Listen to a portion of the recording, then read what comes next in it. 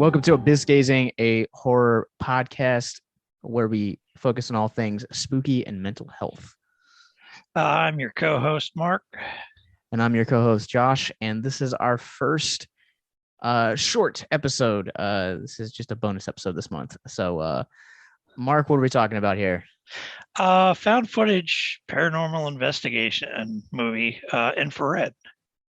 And for all of you guys that are fans of The Room or Best Friends, Best Fiends, however you want to pronounce it, this is the latest feature from Greg Sestero as well. Yeah, and I'm just a big fan of these kind of found footage movies in general.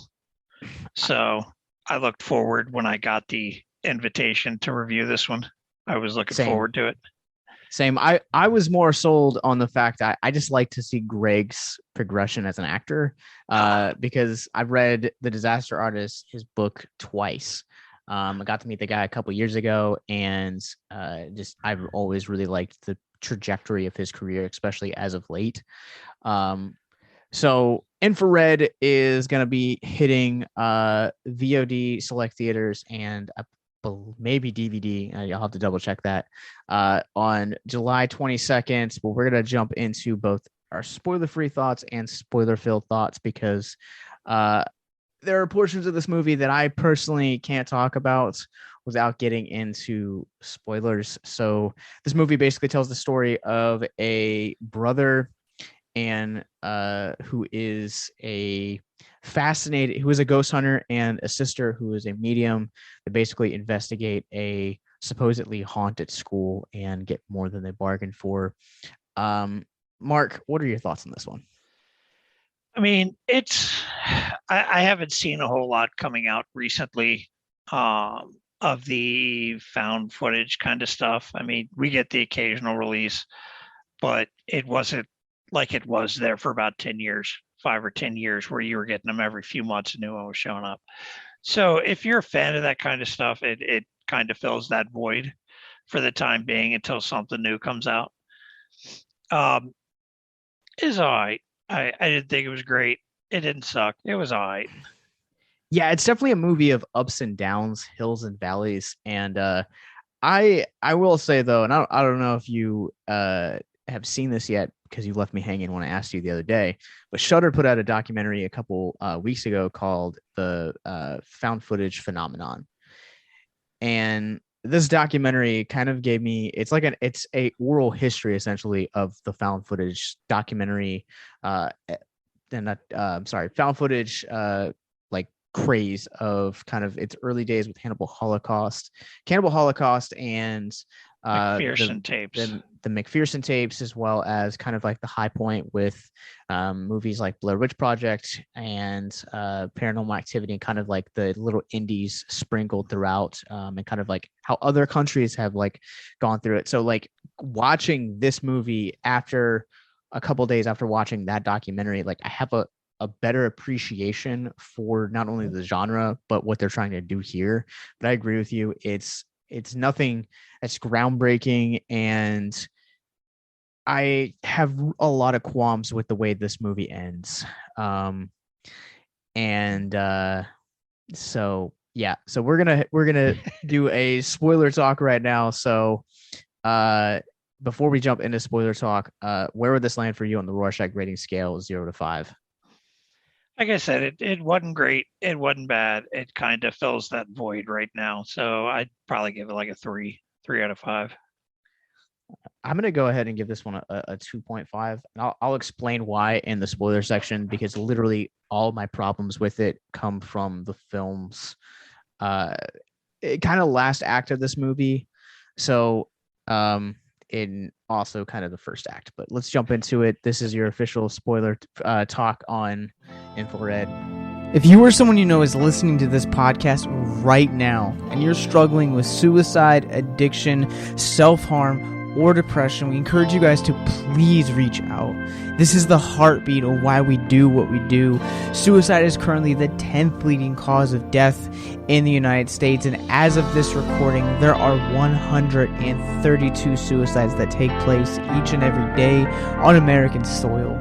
And when you scale back internationally, there are 800,000 successful suicides. That is one death roughly every 40 seconds. So if you or someone you know is struggling, you guys can go to victimsandvillains.net/hope. That resource is going to be right in the description wherever you guys are currently listening or streaming this. There you'll find resources that include the National Suicide Lifeline, which is 1-800-273-8255. You can also text HELP to 741-741. We also have a plethora of other resources, including churches, getting connected with counselors, LGBT resources like the Trevor Project, and also veteran hotline as well. Please, if you hear nothing else in the show, understand that you listening to this right now, have value and worth. We get it. Suicide, depression, mental health, these are hard topics, and the stigma around them doesn't make it any easier. But please consider the resources right in the descriptions below wherever you guys are listening, because once again, you have value and you have worth. So please stay with us. So the first thing I want to say about this movie is I appreciate the rawness that they bring into this. It definitely has that found footage feel to it. Well, I mean, that's what it was. It was a found footage movie. So, I mean, Yes. I'd hope it would have the found footage feel to it. But like, let me preface that by saying, also to go back to what I was saying earlier, is that the found footage phenomenon documentary that Shudder put out, they kind of talk about, one of the hallmarks of the genre is you want to make sure that you don't have any like recognizable faces, like it doesn't look like a polish, like it looks very DIY, very amateurish. And I don't know how you felt about this, but like the sounds for me was a big issue for this film, but it made it feel more authentic, to where like you'd have some people that you would see on camera that you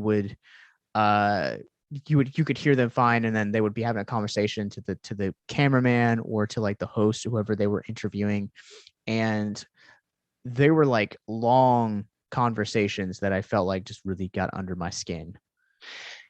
Yeah, it felt like there was a bit of filler in it. With when you watch this kind of movie, you're watching it to see the camera tricks and effects that they pull to do haunting stuff. And you didn't start seeing any of that till almost the third act, to almost the end of the movie. There was a lot of wandering around and talking to each other and being scared of their own shadow for off and on for the first like 2/3, 3/4 of the movie, until you get to the finale. And then they start doing stuff. So that was my big complaint. Why I say it's okay, is it didn't give you what you expected, but not in a good way, if that makes sense. Yeah, it's definitely set up like one of those like discovery shows or like True TV where you're like following a ghost hunter.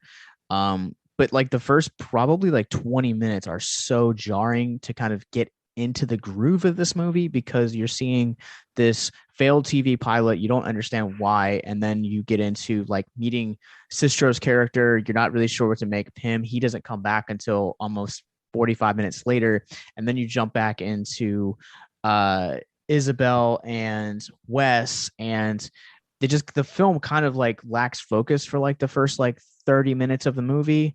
And you're right, like you don't ever see anything supernatural. And to me, like it does feel like a lot of filler, but I feel like there's a level of anticipation that they're building. And so when you finally get to the first kind of shocking moment, it feels earned. But it also feels a little too late, because there's going to be a lot of people that don't hang around that long. That is absolutely fair. I think this is a movie that is for those like ghost watch, paranormal kind of like documentary style, like Ghost Hunters or something like that you would see on like Discovery or True TV or like channels like that. Like this is definitely a movie for that audience. Yeah, to an extent, yeah. I mean, if I had to compare it to some of the others, it wouldn't make it to the top of the list. Like I used to watch a bunch of that Ghost Hunters and Ghost Hunters International and Ghost Adventures and all that stuff. And it kind of does have that feel, but it also has a little bit of the feel of the original Paranormal Activity, mainly, I guess, because it's primarily in um, night vision or whatever. The for a lot of it.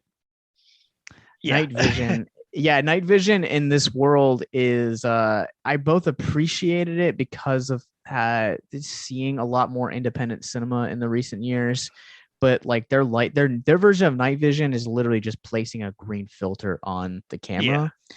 And they don't hide it at all because you can actually physically see when they remove it and add it. It's kind of very I don't want to say distracting a little bit. So, what overall is your experience with found footage? So I've seen the hallmarks of like found footage. Obviously, I've seen things like VHS. I've seen Blair Witch. I've seen all the Paranormal Activities. I don't necessarily love the franchise, but I don't necessarily hate the franchise. Devil's Due, if you've ever seen that one, it's from the guys who did the most recent Scream, Ready or Not, Radio Silence. That one is a really solid entry into the found footage genre that I don't feel like gets enough credit or gets enough talk about it. But yeah, to me, like I think it has to be done well. That's one of the things that really stuck with me about that documentary is that they make it a point to say, if you can do found footage and do it well, there is a large impression that particular piece of film is going to leave on you. And that's where I fall with it. Yeah. So, I've seen almost all of this. Have you ever seen Hell House LLC? It has been on my watch list for 2 years now. So no. Dude. So, if you like found footage or just kind of hit and miss with it, the first Hell House is probably one of the best modern found footages you will watch. You'll see. That's fair. And when you see something like that and then you come across something like this, it's part of what kind of drags it down is because it doesn't live up to what the genre can be. That's fine. And like again, I think for me, like probably my biggest complaint about this movie, even though Citro was the reason I came to this movie, he was probably also my biggest problem with this movie because I think he turns in a great performance in this movie. Like he's really gripping and he's like a really captivating kind of antagonist that ultimately is in the film. But there is like this tonal shift that happens from a paranormal / supernatural investigation horror into like almost kind of like a straight up like like shoot 'em up kind of movie. Like it completely shifts tones and it remains there until almost the very last frame. And that last frame where you have the ghost come in, like that to me just kind of felt like really cheap and like not earned because they had essentially changed the genres for the last 20 minutes and then it felt really shoehorned in there. Yeah, the so-called twist was like, this doesn't quite fit for what this is supposed to be. Not at all. And that was part of my complaint with it is the twist didn't quite fit, and it's I've seen so many good ones that it just didn't live up to what the genre can do and can be. Like the original Blair Witch was fantastic, especially for the fact it was shot on some camcorders Mm-hmm. and had like a ridiculously low budget and made millions. And it had no special effects, no real ghost. It just had some noises and people lost in the woods. But that final scene was, everybody that's seen those kind of movies knows the final scene from the Blair Witch, with the guy standing in the corner and everything. And it's just super creepy. But it never really gets that kind of suspense going or creepiness. It never really kind of takes off and gets going. And then they throw the twist at you, and it's like, what? That doesn't make sense. So at what point did the movie kind of lose you? Was it after they found the footage, or like once he presented himself in the basement? Um, the way it seemed to kind of drag, like it seemed like there was a lot of conversations just inserted to expand the runtime. That's kind of what lost me with the whole thing. I can definitely see that. And to me, like, yeah, once Cestro kind of shows up with the gun and he's like officially like the antagonist of the movie, it feels like, okay, we don't know how to end this movie. This is really filtered, because like essentially what you could do is you could condense that entire performance into 2-3 minutes, and boom, there's the ghost lady, roll credits. Well, But if God, they had started with paranormal stuff earlier and kind of let it build, you could have had him in there doing his thing, and I told y'all not to come down here and all that crap. You could have had it build to that, but end with a lot of noise, some shaky camera falling to the ground, screaming, crunching, and then silence. yeah, And it would have played better than the ending you got. Yeah, I would have been all for that. Like I said, I really like Cestro as an actor, and he's utilized well in this movie. He just doesn't fit in this movie. Yeah. Yeah, but I mean, we're sitting here once again sounding like we hated the movie. We didn't hate it. It was just okay. Yeah, I will say though that like with this, I was trying to like constantly, because with possession movies, I feel like I can kind of see like a through line of where this movie is going to go. I was pleasantly surprised that my prediction of Wes's journey in this movie was like really wrong, because I honestly thought that like the girl in the beginning was going to like possess him and then like unleash himself when they finally got into the school. Yeah. So it was nice to kind of like be proven wrong, but in that process of being proven wrong, you also failed your audience. Let down. Yeah. Yeah.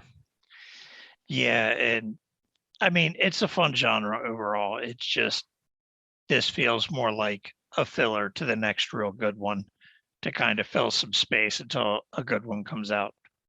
I also want to say, like, before we jump into talking about mental health, how did you feel about the performances in this movie? Like, were they just kind of like, oh, right? Was there a performance that stood out to you? It was all right. So I want to say that, like, I've talked about like Cestro's acting in this, thinking like it's good, just not here for the bad, but like the performance of the actress that played Isabel, or Izzy, Leah Affinity, really stood out to me. Like, she has a lot of like really dynamic parts in this one, especially like when she like walks into like that like weird underground room where the spirits were, and she could feel like the heavy presence, like just kind of like her breaking down, was some of the best acting I've seen in a DIY movie in a long time. now, was it because it was good acting, or was it better acting in comparison to everybody else? Either way, it's still a good performance. You get what I'm saying, though. Yeah, no, I mean, I didn't have but you're a little bit harsher on acting in some of these types of movies. I'm not I'm not like, oh man, like this guy is like really terrible. Like now, if it's something like the Bloody Man, that's a Oh different story. God. But in this case, like the performances, like they're not good, they're not great. They kind of feel just like average. Yeah, But I would, everything's just all right. It's an all right story, some all right acting. Hence why we rated it in the middle of the scale. yeah, I would say Finity and Cistro are like the better parts of the movie when it comes to acting. But uh, let's jump in to talk about mental health. If you guys are new to our content, mental health moment is where we'll take a theme of mental health woven throughout the movie, which we're reviewing, and talk about it on just a few minutes to deconstruct the stigma surrounding mental health. And the scene that I talked about just a particular second ago, with Izzy kind of breaking down and wanting to actually leave the school, like that experience kind of shook her so bad she wanted to stop and leave, and Wes kept pushing her. And that's very reminiscent of how relationships can almost kind of push mental health. So where like, peer pressure is a very real thing, and people do things all the times that don't necessarily put them in the best comfort or the best mental health space because they're trying to get someone to like them. And that's this scene in particular really kind of challenged me as a viewer to say, you have to understand your boundaries, you have to establish boundaries, and know the limits overall of your mental health. It's really important. Yeah, and not just from a peer pressure aspect, you can also look at it from like an abusive relationship aspect, not necessarily physical but mental. They will say specific things and put you in situations knowing they're manipulating into getting what they want. Absolutely. You have to not just like intimate relationships, but like also like friendships, like know your limit on what you will do or won't do with the people you allow to be vulnerable with. Yeah, and some people just, for whatever reason, doesn't have the confidence in themselves to stand up to that kind of situation, and Yeah, just, I'm not comfortable doing that. This is what I want. This is what I need. And you're not going to make me do it. Some people just don't have that ability.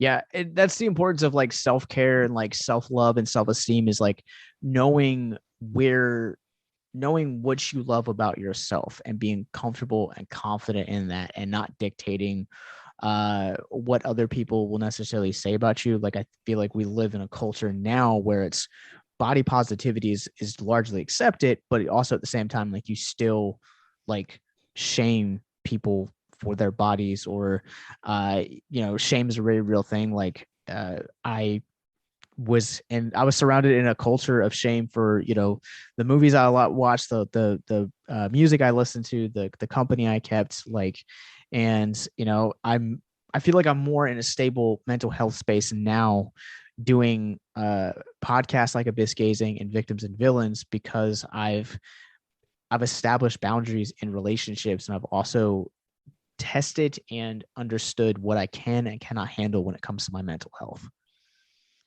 Yeah, and talking about that music and culture and stuff, I was actually in high school when the whole Columbine thing happened, the whole Columbine shooting, and I knew quite a few people, and I was one of them, that I went to school completely different state and city, didn't even know the people, just saw it on the news, and we had, some of us were getting pulled out of classes because we fit that description.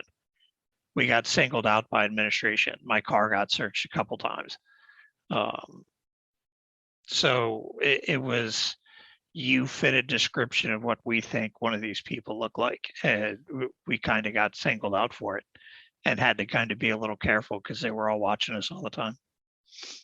Absolutely, dude. Like I've had to defend the media I watch, and like the judgment of people when it comes to like also being a Christian, and like being a horror file.